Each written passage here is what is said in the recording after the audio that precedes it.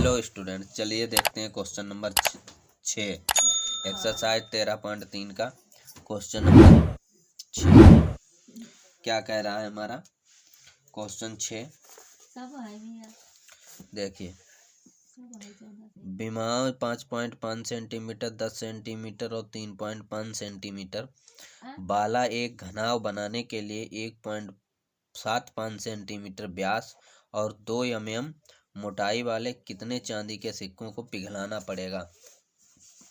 कहा गया है कि इतनी सेंटीमीटर का घनाव बनाने के लिए इतने व्यास और इतनी ऊंचाई के कितने सिक्कों को पिघलाना पड़ेगा, ये पूछा गया। ठीक, समझ गए। चलिए देख लेते हैं हम।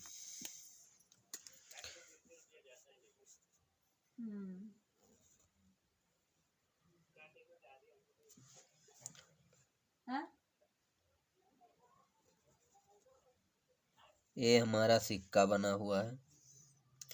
क्या है? सिक्का मान लो, ये इसकी ऊंचाई है, ये वाला व्यास है। ठीक, कुछ इसी आकार का सिक्का होगा। यानी ऊंचाई इसकी दे रखी है हमें कितनी, 2 mm। ये कितनी दे रखी है, 2 mm, 2 mm। और व्यास कितना दे रखा है हमारा, 1.75 सेंटीमीटर। ठीक, फिर कहा गया एक घनाभ बनाया गया है। ये क्या बनाया गया है, घनाभ।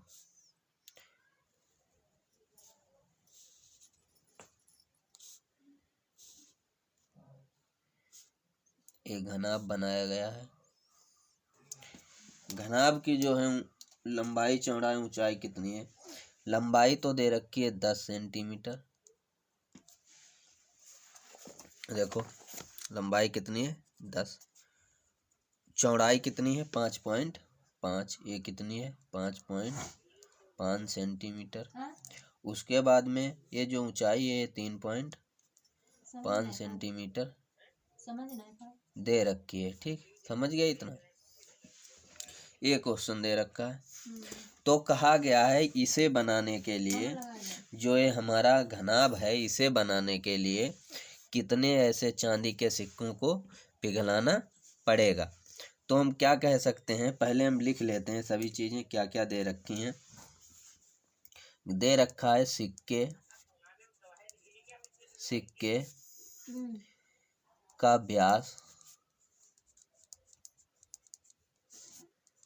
1.75 सेंटीमीटर।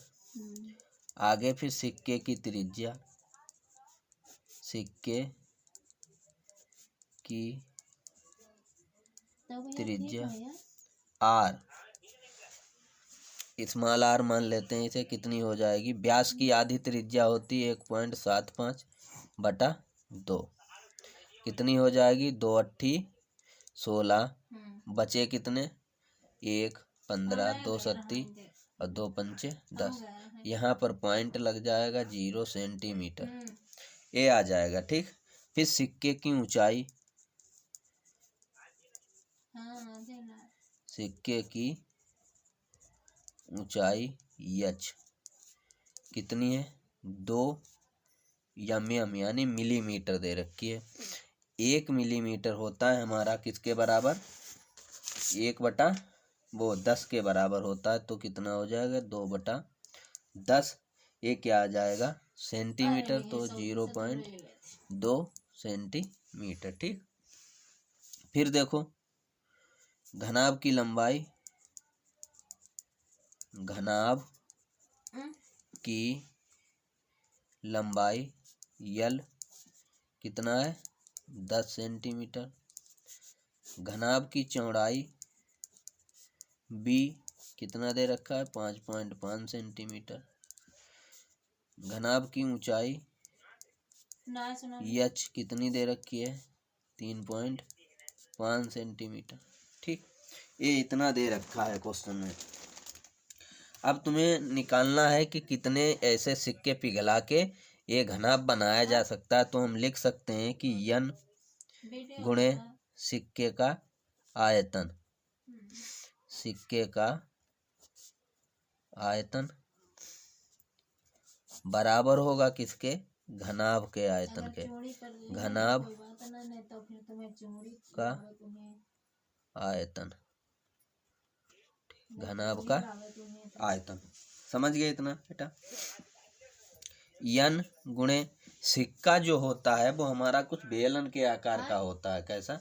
बेलन का आकार का होता है। मान लो हमने कि ये एक सिक्का है, इसे ठोस कर दिया जाए, एक सिक्का बना है।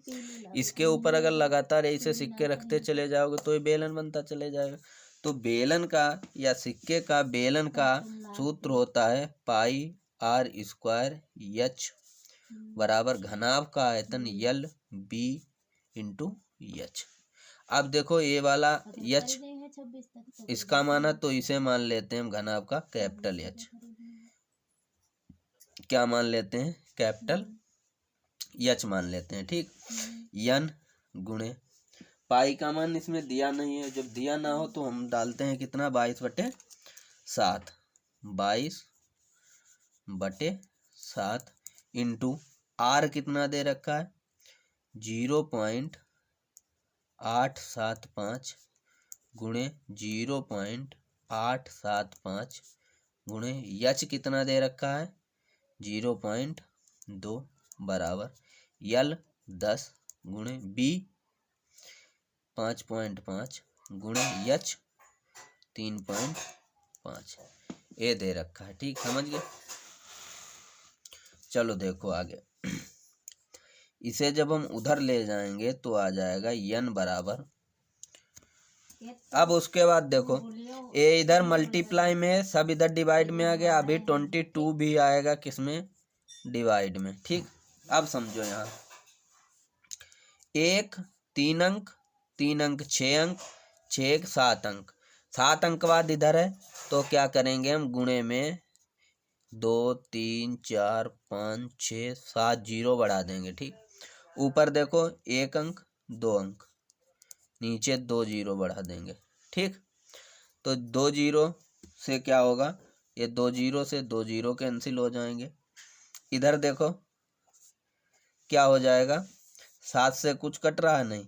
अभी देखो 1 जीरो ये भी है, 7 से पहले इसे काट के देखो 2 से, 2 1 कम 2, 2 पंचे 10। ठीक, समझ गए? फिर देखो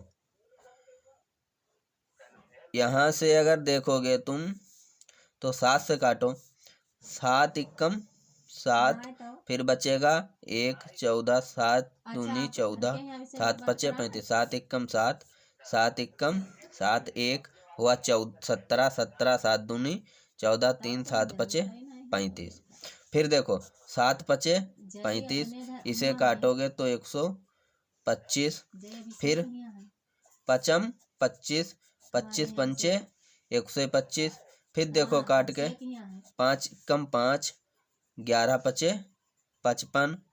फिर देखो 11 एकम 11, 11 दूनी 22। ठीक। फिर देखो 25 पंचे 125, 25 चक्कू 100 तो 3 जीरो। ठीक।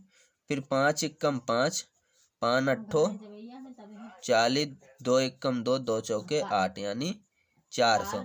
तो n बराबर क्या आएगा? 400। तो सिक्कों की संख्या कितनी आ गई? 400। कितनी आई? 400। तो आशा करते हैं क्वेश्चन समझ में आया होगा। अगर आ गया है तो वीडियो को लाइक करिए, चैनल को सब्सक्राइब करिए, वीडियो का नोटिफिकेशन सबसे पहले पाने के लिए, और अपने मित्रों के पास शेयर करिए जिससे वो भी इसका